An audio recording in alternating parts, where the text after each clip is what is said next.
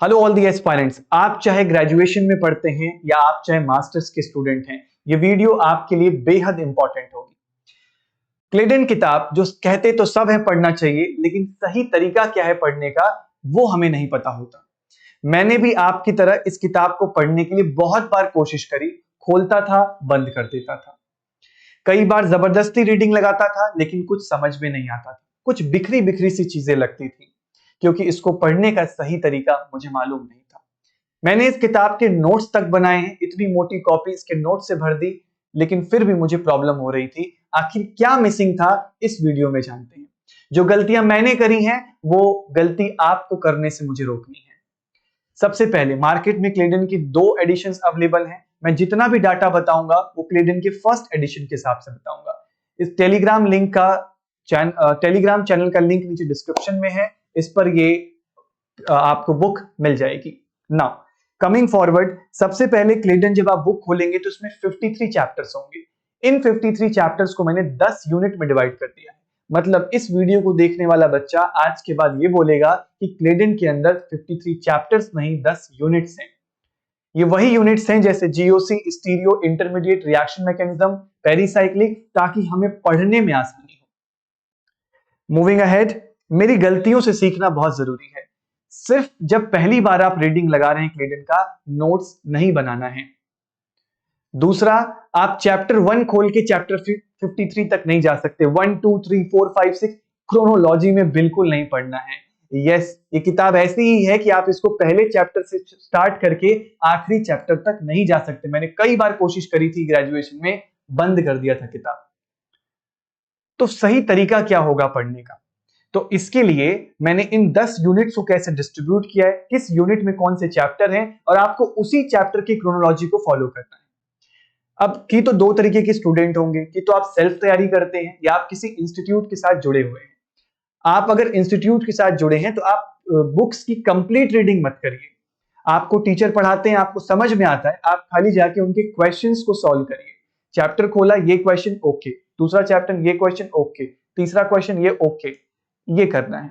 जो बच्चे self study करते हैं वो लाइन बाय लाइन रीडिंग करेंगे और एग्जांपल्स को देखेंगे। ये स्ट्रैटेजी रहेगी। मूविंग अहेड, ऐसे भी बच्चे होते हैं जो कोशिश तो करते हैं, जैसे मैंने भी कई बार कोशिश करी थी, लेकिन मुझे एक टीचर की हेल्प लेनी पड़ी। जब तक मेरा बेसिक नहीं क्लियर था, बात आगे बढ़ ही नहीं रही थी, बहुत फ्रिक्शन आ गया था। तो मेरी तरफ से एक रिकमेंडेशन है, आप ये लेक्चर सीरीज फॉलो कर सकते हैं, जीओसी की है। एक बार ये कर लेंगे तो आपके बेसिक वाले पोर्शन, जो 11th और 12th वाला पोर्शन है, वो थोड़ा ब्रश अप हो जाएगा। उससे कॉन्सेप्ट्स ताजा हो जाएंगे। और आप लोगों ने इस पे बहुत प्यार दिया है, इसका लिए बहुत बहुत शुक्रिया। अब करना क्या है? सबसे पहले आप क्लेडन को जनरल ऑर्गेनिक केमिस्ट्री चैप्टर के नाम से पहली यूनिट हम उठाएंगे। इस पहली यूनिट में आपको चैप्टर नंबर 7 और चैप्टर नंबर 8 पढ़ना है। आप देख रहे हैं ना, आपको चैप्टर 1 अभी खोलना ही नहीं है, चैप्टर 2 खोलना ही नहीं, आप सीधा आइए चैप्टर 7 पे और चैप्टर 8 पे। D localisation and conjugation, acidity, basicity and PK values. बहुत प्यारा ये चैप्टर है, पेज नंबर 151 181 आप यहां से देख सकते हैं।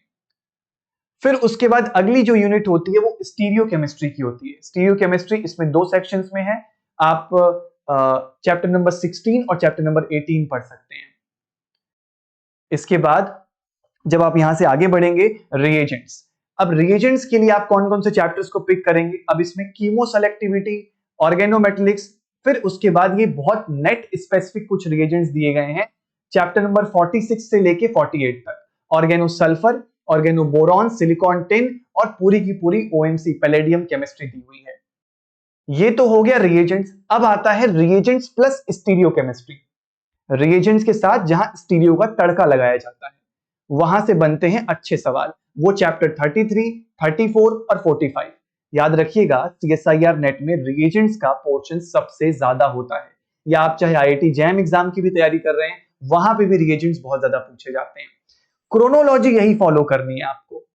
सबसे पहले कूद के आप किसी इस चैप्टर पे नहीं आ जाएंगे कि पहले हम लोग डायास्टीरियो सेलेक्टिविटी ही पढ़ेंगे। नहीं, आप इस क्रोनोलॉजी को फॉलो करिए, आपको मजा आएगा। जब ग्राउंड से धीरे धीरे ऊपर जाएंगे तो चीजें समझ में आनी स्टार्ट होंगी।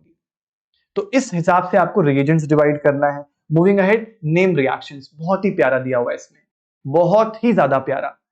ये कर लिया तो नेम रिएक्शन और कहीं से करने की जरूरत नहीं है। चैप्टर 21, 26, 27, 28, 29, उसके बाद दो अलग चीजें और आ जाएंगी। यहां थोड़ा सा रिएक्शन मैकेनिज्म का मिश्रण आएगा, रीअरेंजमेंट और फ्रेगमेंटेशन। ये नेट स्पेसिफिक टॉपिक है fragmentation.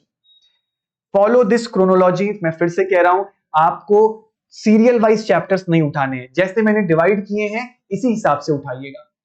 Next is your reaction mechanism. बहुत ही प्यारा दिया है रिएक्शन मैकेनिज्म। रिएक्शन मैकेनिज्म के लिए अगर आपको रिएक्शन मैकेनिज्म के कॉन्सेप्ट्स नहीं क्लियर हैं तो इस किताब को पढ़िए, आपको SN1, SN2 एलिमिनेशंस बहुत अच्छे से समझ में आएंगी। इसमें शुरू के 3 चैप्टर्स ये बहुत जनरल चैप्टर्स हैं। शुरू के 3 चैप्टरों से क्वेश्चन नहीं आएंगे, आएंगे भी तो बहुत आसान होंगे, या आप अगर कॉन्सेप्ट क्लियर है तो आप वो कर सकते हैं, और इनको पढ़ने में भी आपको उतना मजा नहीं आएगा, मैं पहले से ही बता दे रहा हूं।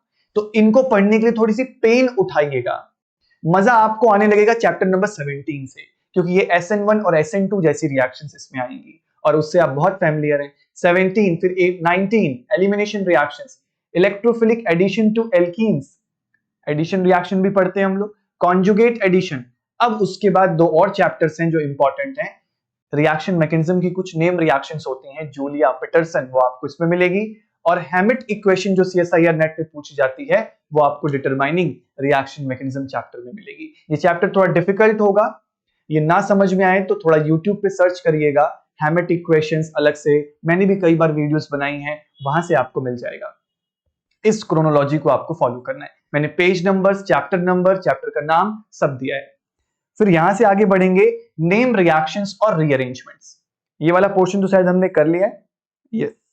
फिर यहां से कार्बीन एंड रेडिकल, कार्बीन और रेडिकल भी बहुत अच्छी दी हुई है इसके अंदर।